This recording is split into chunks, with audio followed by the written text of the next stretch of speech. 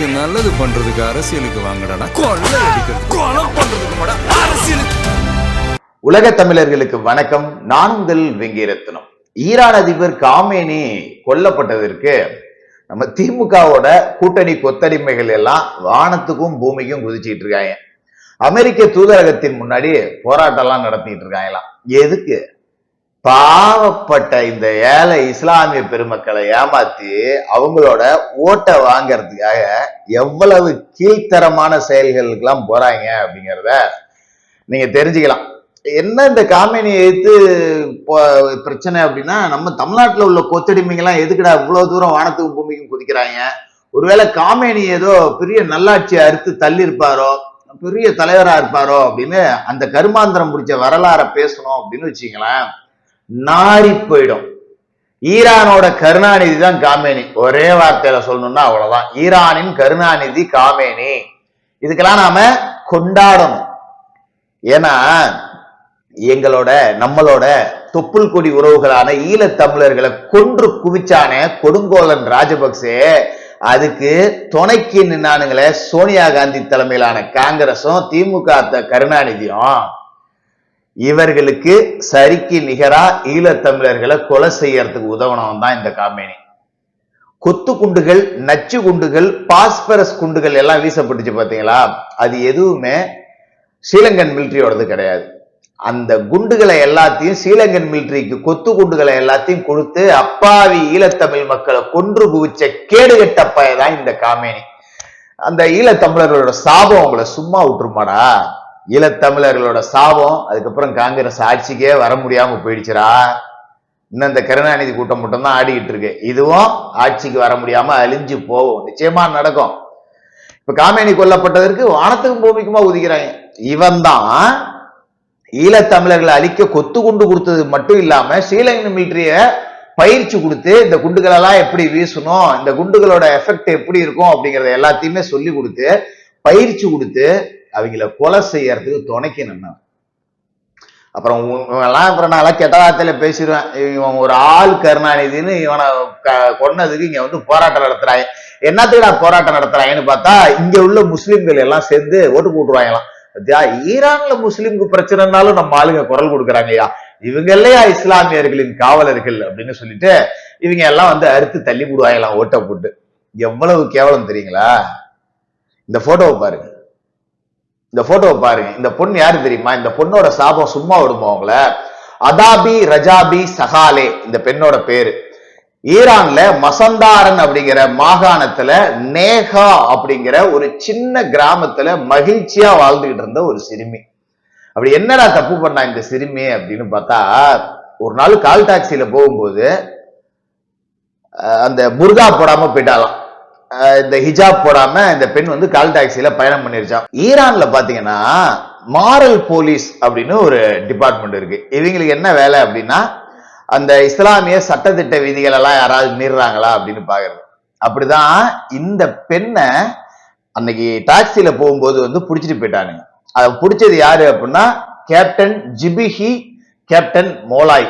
இந்த ரெண்டு பேரும் புடிச்சிட்டு போய் என்ன பண்ணானுங்க தெரியுங்களா? இந்த சிறுமிய கதற கதற கதற கதற பாலியல் வன்கொடுமை செஞ்சாங்க. இந்த ஹிஜாப் அணியாம போனது ஒரு பெரும் குற்றம் அப்படின்னு சொல்லிட்டு பாலியல் வன்கொடுமை செஞ்சாங்க. கொடூரத்தோட உச்சம் என்னன்னா, நீதிபதி ஹாஜி ரேசா அப்படிங்கிற ஒரு நீதிபதி முன்னாடி இந்த பொண்ணை கொண்டு போய் விடுறாங்க. என்னன்னு, ஹிஜாப் அணியாம போனதுக்காக இல்ல, இந்த பெண் வந்து விபச்சாரம் செஞ்சா அப்படின்னு சொல்லிட்டு பொய்யான குற்றச்சாட்டுகளை முன்வைக்கிறாங்க. என்னை இந்த அளவுக்கு இவனுங்க கடத்திட்டு போய் சித்திரவதை பண்ணிட்டானுங்க, எனக்கு நீதி கொடுங்கன்னு சொல்லிட்டு கதறி அழுதா அந்த பெண். ஆனா இந்த பெண்ணை வெர்ஜின் டெஸ்ட் எடுத்துட்டு, அதாவது கன்னித்தன்மையோட இருக்காதான்னு டெஸ்ட் எடுத்து பார்த்துட்டு இல்லை அப்படின்னு தெரிஞ்ச உடனே இவ விபச்சாரம் செஞ்சானே இவளுக்கு தூக்கு தண்டனை கொடுத்தாங்க.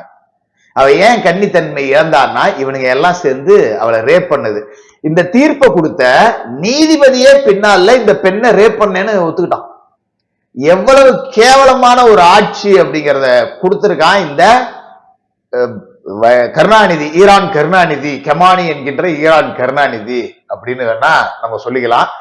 இப்படிப்பட்ட ஒரு கேவலமான நபர் கொல்லப்பட்டார் அப்படிங்கிறதுக்காக வானத்துக்கும் பூமிக்குமா குதிக்கிறாங்க. அதாவது இந்த ஈரானோட வளர்ச்சி காலம் அப்படிங்கிறதே பாத்தீங்கன்னா மன்னர் முகமது ரேசா பஹல்வியோட ஆட்சி காலகட்டம் தான். 1979க்கு முன்னாடி மன்னர் முகமது ரேசா பஹல்வியின் ஆட்சியில தான் ஈரான் வந்து ஒரு தொழில்நுட்ப ரீதியா வளர்ச்சி அடைஞ்சது. கிட்டத்தட்ட ஒரு யூரோப்பிய கலாச்சாரத்துல அங்க உள்ள மக்கள் வாழ்ந்தாங்க. மேற்கத்திய கலாச்சாரம்னு சொல்லுவாங்க பாத்தீங்களா, அப்படி இங்க உள்ள மக்கள் எல்லாம் வாழ்ந்தாங்க. இந்த கெமானி ஆட்சிக்கு வந்த பிறகுதான் முழுக்க முழுக்க ஏகப்பட்ட கட்டுப்பாடுகள். பெண்கள்னா வாய மூடிட்டு இருக்கணும், பெண்கள்னா ஹிஜாப் போடணும், பெண்கள்னா அது மத சடங்குகள், அதுக்குள்ள நம்ம போக வரல. ஆனா சுதந்திரமா இருந்த ஒரு மக்களை மதத்தின் பெயரால நொசுக்கி வச்சது இந்த கெமானி தான். இப்படிப்பட்ட ஒரு ஆள் இறந்ததுக்கு ஈரான்லயே மக்கள் கொண்டாடிட்டு இருக்காங்க. ஒரு கூட்டம் வருத்தம் தெரிவிச்சு போராட்டம் நடத்திட்டு இருக்கு, போயிட்டு இருக்கு, வந்துகிட்டு இருக்கு. இன்னொரு கூட்டம் ரொம்ப கொண்டாடி தீர்த்துக்கிட்டு இருக்காங்க. மறுபக்கம் பாத்தீங்கன்னா இந்த கெமானி வந்து தன்னோட பாதுகாப்புக்காகவே ஒரு பெரிய ராணுவ படையவே வச்சிருந்தாரு. பட் ஆனா இஸ்ரேலோட மொசாட் அதை ரொம்ப துல்லியமா கணிச்சு எடுத்திருக்காங்க. என்னன்னா, இந்த முக்கியமான தளபதிகளோட ஒரு ரகசிய பேச்சுவார்த்தை அப்படிங்கிறது நடக்க போகுது அப்படிங்கிறத மொசாட்டோட ஆட்கள் ஸ்மெல் பண்ணிட்டாங்க. இந்த கெமானி அவரோட மருமகன், அவரோட பிள்ளைகள், பேர பிள்ளைகள் எல்லாத்தோடையும் முக்கியமான தளபதிகளோட எல்லாத்தையும் சேர்ந்து ஒரு இடத்துல ரகசிய கூட்டம் போடுறார். இந்த கூட்டத்துக்கு எல்லாரும் உள்ள வந்துட்டாங்க, இப்ப அடிச்சா தயாரா இருக்கும் அப்படின்னு சொல்லிட்டு இஸ்ரேல் அமெரிக்க ஏவுகணைகள் இவன் தங்கி இருந்த ஜன்னல் வழியா ஏவுகணை அடிச்சிருக்காங்க அப்படின்னா எந்த அளவுக்கு அவர்கள் துல்லியமான தாக்குதல் அப்படிங்கிறத நடத்தி இருக்காங்க அப்படின்னு நம்ம புரிஞ்சுக்க முடியும்.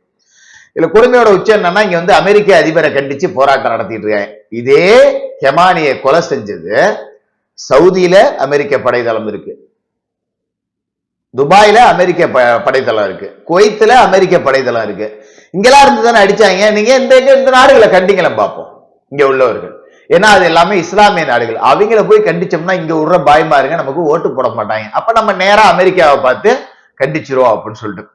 இப்ப என்ன பிரச்சனை அப்படின்னா, நேத்து நைட்டே போர் நின்றுக்கணும். ஏன்னா திருமாவளவன், தமிழ் அன்சாரி, கருணாஸ் எல்லாம் ட்ரம்ப்பை மிரட்டி விட்டாங்க. ட்ரம்ப்பே ஒழுங்கா போற நிறுத்திரியா இல்லையான்னு. பட் ஆனா ஒரே ஒரு பிரச்சனை என்னன்னா, இவங்க மிரட்டினது ட்ரம்ப்புக்கு தெரியாது.